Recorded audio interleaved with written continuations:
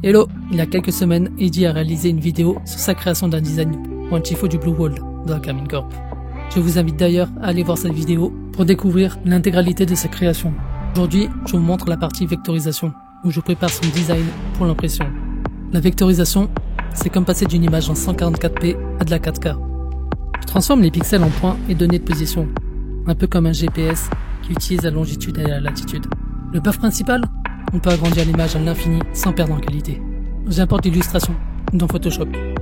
Première étape, aussi important que d'avoir le bon stuff avant un match, je place mes repères pour découper l'image proprement. Je crée une grille de 6 colonnes sur 3 lignes à l'aide des guides. Ces repères vont me servir de point de référence pour découper précisément chaque zone.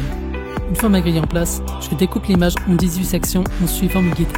Pour chaque zone, j'utilise mon action personnalisée Slice le Blue Wall, une macro qui booste ma productivité. Ce script ajoute automatiquement une petite marge de sécurité à ma sélection et crée un nouveau calque avec la zone sélectionnée. J'enchaîne pour toutes les zones de l'image et je sauvegarde. C'est l'heure de changer d'arme et de passer à Illustrator où j'importe mon projet. Pour chaque calque, j'ouvre la fenêtre de vectorisation et j'utilise mon preset Special Tifo. C'est comme trouver la compo parfaite. Il faut ajuster chaque réglage pour rester le plus fidèle au design original. Je lance la vectorisation et je décompose l'image. Ça peut faire peur au premier regard, on dirait un boss final qui apparaît. Mais tranquille, c'est normal. Je répète cette opération autant de fois que nécessaire pour tous les calques. Ensuite vient la phase de nettoyage. Je supprime tous les éléments qui ne font pas partie de l'image originale, comme les coins ou les bordures blanches ajoutées à la vectorisation.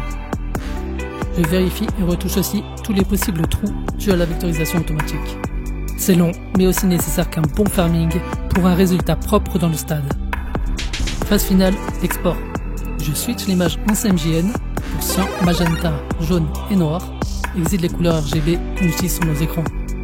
Le CMJN, c'est le langage des imprimeurs, le seul moyen d'avoir une impression fidèle. J'utilise donc le profil colorimétrique spécifique de l'imprimeur. Les couleurs paraissent plus ternes à l'écran, mais c'est normal. Le projet est maintenant prêt à être imprimé pour rejoindre le combat avec les autres tifos dans les stades. Vous savez maintenant comment écrire un tifo de A à Z. J'espère que ça vous a plu. À bientôt.